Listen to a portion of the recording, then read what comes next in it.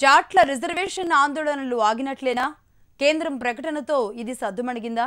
ఇంతకీ ఇప్పుడు కేంద్రం ఏం చేయబోతోంది? జాట్ల రిజర్వేషన్ల వ్యవహారంలో యూపీఏ ప్రభుత్వం అనుసరించిన విధానాన్నే కొనసాగించాలని భావిస్తోందా?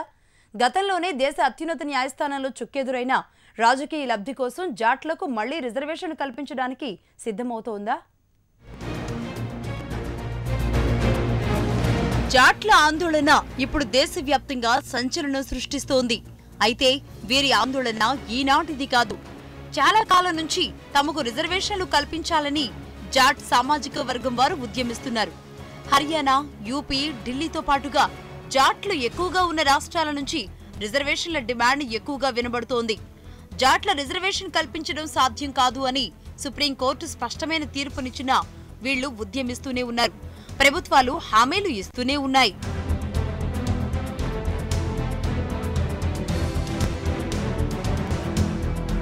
యూపీఏ ప్రభుత్వం జాట్లకు రిజర్వేషన్లు కల్పిస్తూ గతంలోనే నిర్ణయం తీసుకుంది.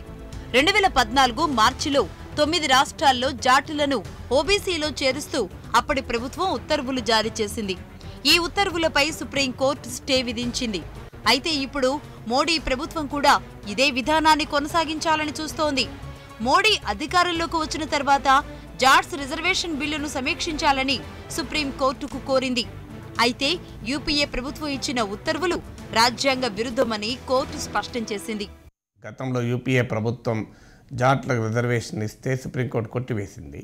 ఆ తర్వాత అధికారంలోకి వచ్చినటువంటి మోడీ ప్రభుత్వం దీన్ని పునః సమీక్షించమని కోర్టును అడిగితే కూడా అత్యున్నత న్యాయస్థానం సవాలు లేదని చెప్పి తేల్చిపడేసింది. సుప్రీంకోర్టు జాట్స్ రిజర్వేషన్లో చెప్పిన ముఖ్యమైన అంశం ఏంటంటే ఏ కులమైనా తనకు తానుగా వెనుకబడిన కులంగా ప్రకటించుకున్నంత మాత్రాన రిజర్వేషన్ సదుపాయాలు పొందరాదు అని చెప్పింది. అంటే జాట్లే కావచ్చు, కాపులే కావచ్చు, మరొకరే కావచ్చు, మేము వెనుకబడిన వాళ్ళం అని తమను తాము అనుకుంటే సరిపోదు. నిర్దిష్టమైన సామాజిక ఆర్థిక అధ్యయనం ద్వారా మాత్రమే వాళ్ళు వెనుకబడిన వారిగా నిరూపితం కావాలి. ఇటీవల మళ్లీ జాట్లు రిజర్వేషన్ల గళాన్ని అందుకున్నారు. ఉద్యమాన్ని తీవ్రతరం చేశారు. దీంతో మోడీ సర్కార్ వీరికి రిజర్వేషన్లు కల్పించే అంశంపై దృష్టి సారించింది. మన దేశంలో సుమారు 8 కోట్ల మంది జాట్లు ఉన్నారు. యూపీ రాష్ట్ర జనాభాలో జాట్స్ ఉన్నది 6%. అయినా సుమారు 50 అసెంబ్లీ స్థానాలను వీళ్లు శాసిస్తున్నారు. రాజస్థాన్, యూపీ రాష్ట్రాలు ఇప్పటికే ఆ రాష్ట్రాల్లో జాట్స్ కి ఓబీసీ రిజర్వేషన్లను కల్పిస్తున్నాయి. హిమాచల్ ప్రదేశ్, ఢిల్లీ, మధ్యప్రదేశ్, హర్యానా, చండీగఢ్లో కూడా జాట్స్ ఎక్కువగానే ఉన్నారు. దీంతో రాజకీయ లబ్ధి కోసమే మోడీ సర్కార్ మళ్లీ హామీలు ఇస్తుందనే వాదన వినబడుతోంది.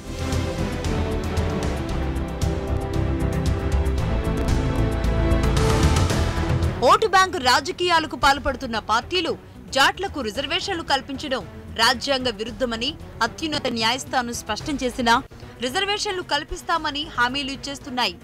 ఏ సామాజిక వర్గం కూడా తాము సామాజికంగా వెనుకబడిన కులంగా ప్రకటించుకోకూడదని సుప్రీంకోర్టు గతంలోనే స్పష్టం చేసింది. సమాజంలో అత్యంత అణచివేతకు గురైన అట్టడుగు వర్గాలకు మాత్రమే రిజర్వేషన్లు అందాలని సుప్రీంకోర్టు సూచించింది. జాట్లకు రిజర్వేషన్లు కల్పించడం రాజ్యాంగ రీత్యా వీలు కాదు అని తెలిపింది. సుప్రీంకోర్టు ఒక ప్రాతిపదిక చెప్పింది. కులము ఒకటే రిజర్వేషన్కు ప్రాతిపదిక కాదు. ఇది you Balaji versus state of Mysore కేసులో, ఇందిరా సహానీ కేసులో, అలాగే మనకు Ram Singh versus union of India కేసులో, ఇలా అన్ని కేసులు అంటే 5 దశాబ్దాల పాటు భారతదేశ అత్యున్నత న్యాయస్థానం అనేక తీర్పుల్లో చెప్పిన అంశం ఏంటంటే కులము మాత్రమే రిజర్వేషన్లకు ప్రాతిపదిక కాదు. రాజ్యాంగంలో ఎక్కడా కులం ఆధారంగా రిజర్వేషన్లు ఇవ్వమని లేదు. రాజ్యాంగంలో ఉన్నది ఏంటంటే సామాజిక వర్గము అని చెప్పారు. భారతదేశంలో కులానికి వర్గానికి చాలా పోలిక ఉండవచ్చు, కానీ అదే సమయంలో కులం అనేది స్టార్టింగ్ పాయింటే తప్ప అది ఎండింగ్ పాయింట్ కాదు రిజర్వేషన్లో నిర్ణయించడానికని ఇందిరా సహానీ కేసులో సుప్రీంకోర్టు చాలా స్పష్టంగా చెప్పింది. రిజర్వేషన్లపై రాజకీయాలు చేస్తున్నాయి పార్టీలు. ఓట్ల కోసం, ఓటు బ్యాంక్ రాజకీయాల కోసం అత్యున్నత న్యాయస్థానం ఇచ్చిన తీర్పును కూడా పక్కన పెట్టి హామీలు ఇచ్చేస్తున్నారు నేతలు. ఇప్పుడు జాట్ల రిజర్వేషన్ల విషయంలో మోడీ సర్కారు కూడా ఈ ఫార్ములానే ఫాలో అవుతోంది. యూపీఏ అనుసరించిన విధానాలనే కొనసాగిస్తోంది.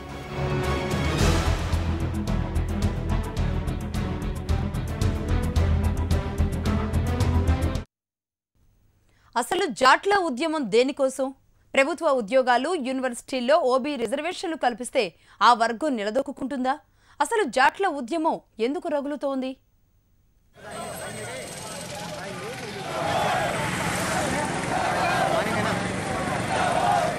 జాట్ల ఆందోళన దేనికోసం? 3 దశాబ్దాలుగా పోరాటం చేస్తున్నా ఫలితం ఎందుకు సాధించలేకపోతున్నారు? వారు ఉద్యమిస్తే దేశవ్యాప్తంగా రైళ్లు స్తంభించటం, హస్తినలో తాగునీటి సంక్షోభం రావాల్సిందేనా? ఇలాంటి పరిణామాలతో కేంద్రం దిగివస్తుందా? రిజర్వేషన్లు కోరుతూ 3 దశాబ్దాలుగా పోరాటం చేస్తున్నా ఫలితం లేదు. ప్రభుత్వాలు మారినా జాట్ల తలరాతలు మారలేదన్న ఆక్రోశం వారిలో రోజురోజుకు పెరుగుతోందా?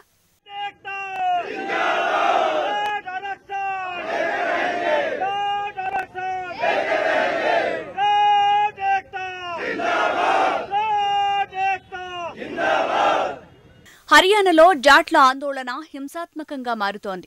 రోహ్తక్ సహా పలు జిల్లాల్లో ఆర్మీ రంగంలోకి దిగింది. 1990 నుంచి సాగుతున్న జాట్ల రిజర్వేషన్ ఆందోళన ఏడాది కాలంలో 2 సార్లు జన జీవనాన్ని అస్తవ్యస్తం చేసింది. హర్యానా జనాభాలో 29% ఉన్న జాట్ రైతుల ఆర్థిక పరిస్థితి ఆధారంగా ప్రత్యేక బీసీ కోటా కల్పిస్తామని హామీ ఇచ్చారు సీఎం మనోహర్ లాల్ ఖట్టర్. ఈ ప్రతిపాదనను తిరస్కరించిన జాట్లు ఓబీసీ కోటాలోనే తమకు రిజర్వేషన్లు కావాలని పట్టుబట్టారు. సామాజిక వెనుకబాటుతనం ఆధారంగానే రిజర్వేషన్ల కల్పన సాధ్యమని, ప్రత్యేకించి ఒక కులానికి రిజర్వేషన్ కుదరదని గతంలోనే సుప్రీంకోర్టు తెలిపింది. దీంతో కేంద్రం ఎలాంటి నిర్ణయం తీసుకోలేదు. అయినా సుప్రీంకోర్టుకు వ్యతిరేకంగా జాట్ల పోరాటం ఉధృతమవుతూనే ఉంది.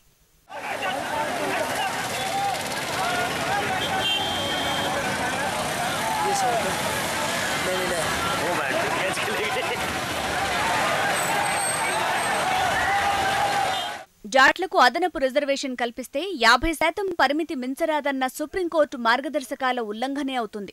1990వ దశకంలో బీసీల స్థితిగతులపై మండల్ కమిషన్ సిఫారసులను బయటికి తీసినప్పుడు హర్యానాలో జాట్ల రిజర్వేషన్ల ఉద్యమం మొదలైంది. మరోపక్క రిజర్వేషన్ల జాబితాలో జాట్లను కలపాలన్న డిమాండ్ను ఉత్తరాది రాష్ట్రాలు వ్యతిరేకిస్తున్నాయి. హర్యానా, ఉత్తరప్రదేశ్, మధ్యప్రదేశ్ రాష్ట్రాల్లోని జాట్ల రిజర్వేషన్ డిమాండ్ను 1997లో జాతీయ బీసీ కమిషన్ తిరస్కరించింది. 2012లో 6 రాష్ట్రాల్లో జరిపిన సర్వే ప్రకారం హర్యానా జాట్లు ఉన్నత కులాల వారేనని నిగ్గు తేల్చాయి. అయినా జాట్లకు ఓబీసీ కోటాలో రిజర్వేషన్లు కల్పిస్తూ గత ఏడాది మార్చిలో కేంద్రం తీసుకున్న నిర్ణయాన్ని సుప్రీంకోర్టు తిరస్కరించింది.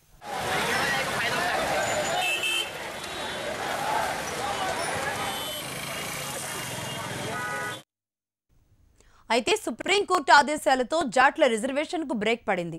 రాజకీయ కారణాలతో ఓబీసీ రిజర్వేషన్లు ఇచ్చేందుకు కేంద్ర రాష్ట్ర ప్రభుత్వాలు ప్రయత్నిస్తూ ఉన్నా న్యాయ సూత్రాలకు విరుద్ధంగా ఉండడంతో జాట్ల రిజర్వేషన్ జాప్యం జరుగుతోంది.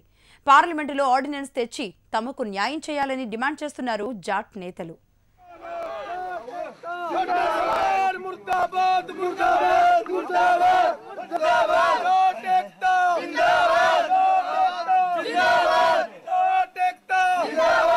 హర్యానాలో జాట్ల నిరసనలు, అదుపులేని హింసాకాండతో అనేక పట్టణాలు అట్టుడుకుతున్నాయి.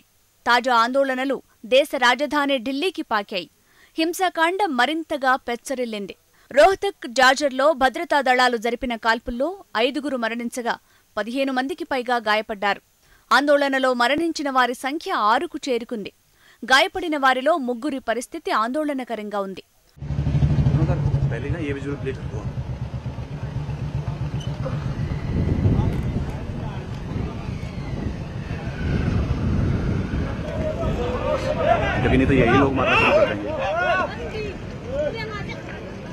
హర్యానాలోని మానేసార్, గుర్గావ్ మారుతి ప్లాంట్లలో ఉత్పత్తి నిలిచిపోయింది. పరిస్థితిని అదుపులోకి తెచ్చేందుకు కర్ఫ్యూ విధించారు. 7 రైల్వే స్టేషన్లు, పోలీస్ స్టేషన్కు ఆందోళనకారులు నిప్పు పెట్టారు. ప్రభుత్వ, ప్రైవేటు భవనాలను, బస్సులను, వాహనాలను కాల్చివేశారు. హింసాకాండ చెలరేగిన ప్రాంతాలకు సైన్యం హెలికాప్టర్లను వినియోగిస్తోంది. కేంద్ర ప్రభుత్వం అత్యవసర సమావేశం ఏర్పాటు చేసి కనిపిస్తే కాల్చివేత ఉత్తర్వులు జారీ చేసి పరిస్థితిని అదుపులోకి తెచ్చేందుకు హర్యానాలో 10 కంపెనీల పారామిలిటరీ బలగాలు మోహరించాయి. మరో 23 కంపెనీల బలగాలను కూడా కేంద్రం పంపిస్తోంది.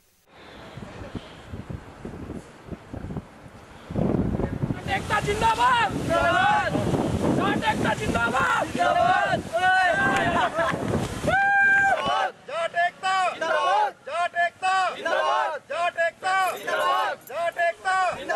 ఢిల్లీతో పాటుగా అనేక ప్రాంతాలకు హర్యానా నుంచి రాకపోకలు స్తంభించాయి. కీలక జాతీయ రహదారులపై వాహనాల కదలికలు నిలిచిపోయాయి. బస్సు, రైలు సర్వీసులు నిలిపివేశారు. 800కు పైగా రైళ్లు రద్దయ్యాయి. ఝాజర్లోని హర్యానా మంత్రి ఓపీ ధంకర్ నివాసంపై కొందరు రాళ్లు రువ్వారు. ఆందోళనకారులు శాంతించాలని సీఎం మనోహర్ లాల్ ఖట్టర్ మరోసారి విజ్ఞప్తి చేశారు.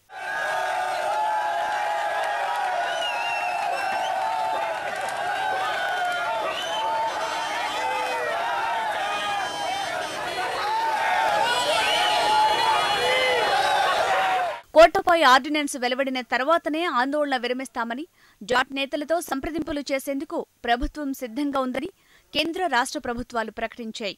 అయినా జాట్లు మాత్రం ప్రభుత్వం నుంచి మాటలు కాదు ఆర్డినెన్స్ రావాలని భీష్మిస్తున్నారు. జాట్ కోటాకు కట్టుబడి ఉన్నామని బీజేపీ ప్రకటించింది. బీజేపీ ప్రకటనపై కాంగ్రెస్ మండిపడింది.